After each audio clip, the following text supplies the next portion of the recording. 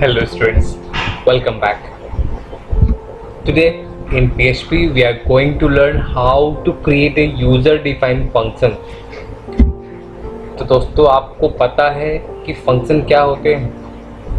Functions are the set of statement, जब भी उन्हें हमें ज़रूरत पड़ती है यूज़ करने की हम उन्हें यूज़ कर लेते हैं।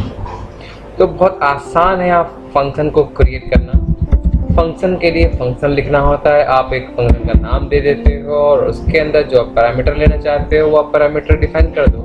जैसे कि मैंने ए वेरिएबल ले लिया है और इसका है हो गया फंक्शन का बॉडी। जो पैरामीटर आएगा वो उसको हम यहाँ पे प्रिंट कर देंगे लाइक दिस। तो ये बन गया दोस्तों हमारा फंक्शन। बहुत आसान है फंक्शन बनाना, इसे कॉल करना भी बहुत आसान है। आपने फंक्शन को बस ऐसे ही कॉल कर लेना है, आपने वैल्यू पास कर दी और देखो इसको एग्जीक्यूट करते हैं and that is the result. बहुत आसान होता है फंक्शन बनाना। तो आपको ये पहली बात तो कंफर्म करनी होगी हम फंक्शन बना क्यों रहे हैं, फंक्शन बनाने का पर्पस क्या है, हम क्या इसमें वैल्यू पास करेंगे, कितनी वैल्यू पास करेंगे, उसके अंदर क्या करने वाले हैं हम। तो फंक्शन बनाना बहुत आसान होता है। हमने फंक्शन का नाम दे दिया, उसमें पैरामीटर ले लिए और अपना काम स्टार्ट कर दिया।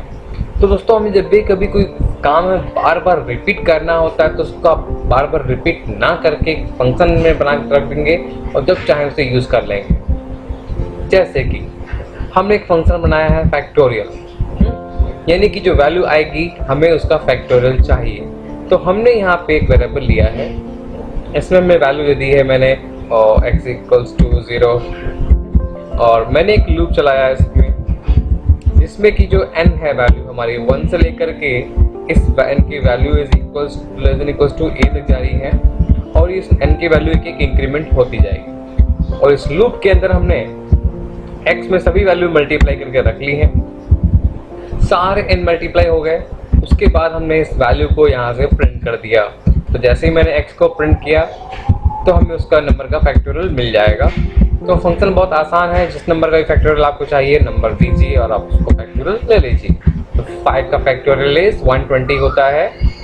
फिलहाल यहाँ पे 0 आ रहा है क्योंकि मैंने मल्टीप्लाई 0 लेके चले थे।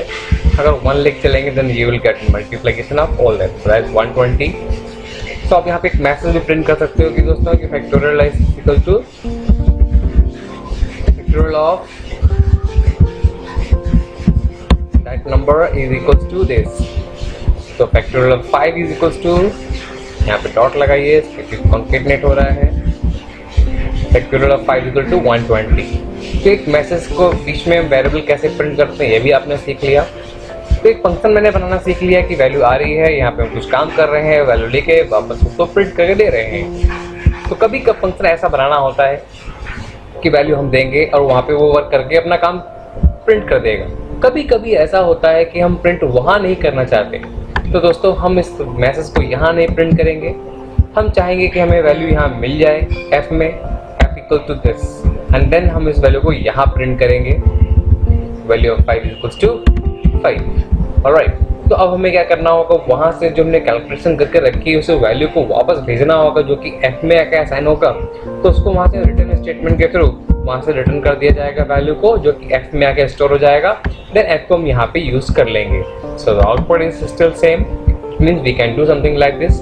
तो फंक्शन बनाना बहुत आसान है। एक छोटा सा मैंने आपको डेमो दिया है इस तरह का। चलिए कुछ थोड़ा काम और करते हैं, इससे आपको थोड़ा सा यूज टू हो जाएंगे। हम एक फंक्शन बना रहे हैं पावर नाम का, तो POW नाम का फंक्शन बना रहे हैं। इसमें 2 वैल्यूज आएंगी जिसमें कि हमें a की p पावर p फाइंड करना होगा। तो मुझे कोई काम p टाइम्स करना है, दैट्स इट। मैंने कह दिया काम p टाइम्स होना चाहिए और a को मैं मल्टीप्लाई करता जा रहा हूँ। इससे क्या होगा, हमारा a का मल्टीप्लाई b टाइम्स होगा, यानी कि a की पावर p हमको मिल जाएगा। तो अगर हमको 2 की पावर 5 फाइंड करनी थी तो we have a power of this, 2 की power 5 is equals to this. So you can see like this, 2 the power 5 equals to p। अब हमें पावर p को ऊपर ले जाना होगा, इसके लिए मैंने सुपर टैग लगा दिया है। तो ये वैल्यू अपने आप ऊपर चले जाएगी। ये एस्टिमेट टैग है जो हम आसानी से PHP में यूज कर पा रहे हैं। So we have a power, so now function will be called like this, to the power 5 equals to this. So something is problem is there.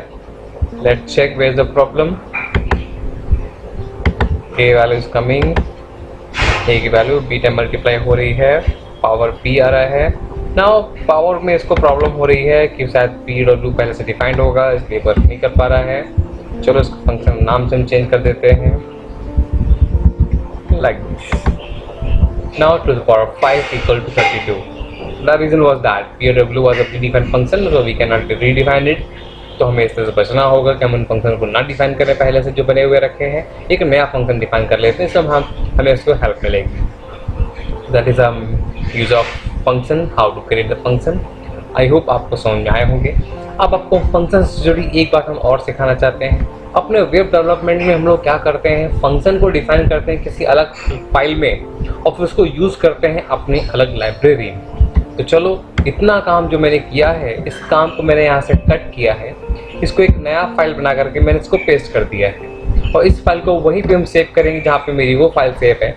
तो आप देख रहे हो हमारे उसी फोल्डर में से फाइल सेव हो रही है। मैंने इसको एक नाम दिया है माई लाइब्रेरी.php। इसको मैंने सेव कर दिया है इस फाइल को मैंने, और इसमें भी PHP टैग हमें लगाना होगा क्योंकि तभी वो उसको रिकॉग्नाइज कर पाएगा कि क्या है।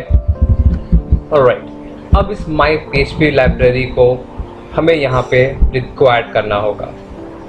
रिक्वायर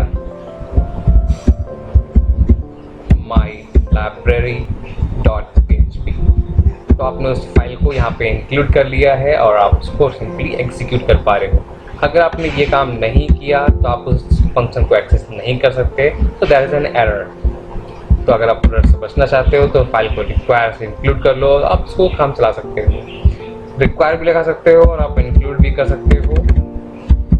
दोस्तों उसमें डिफरेंस ये होता है कि जब हम इंक्लूड करते हैं तो आप ये मान लो कि वो कोडिंग कहीं और नहीं, वो फाइल यहीं पे रखी हुई है। जब एग्जीक्यूट होती है तो ये पूरी कोडिंग एग्जीक्यूट होगी, वो कोडिंग भी एग्जीक्यूट होती है।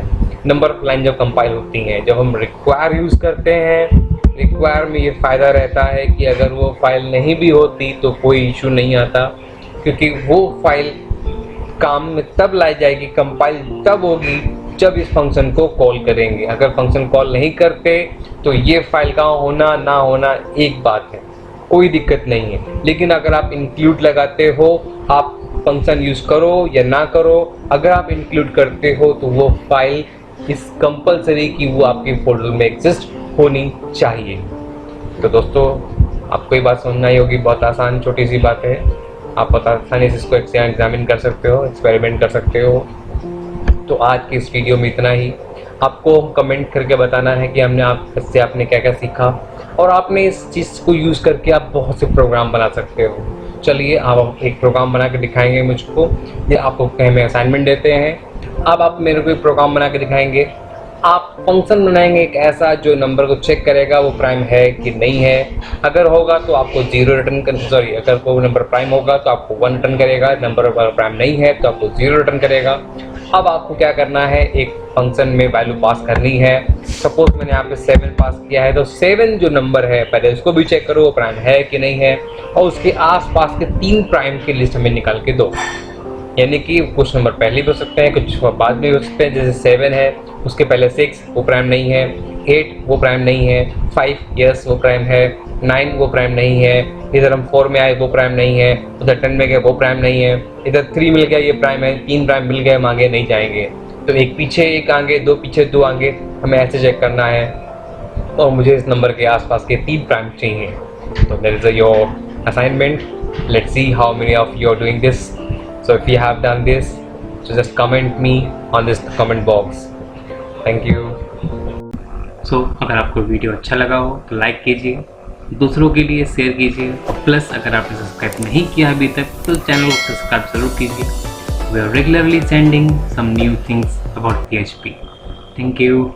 Have a nice day.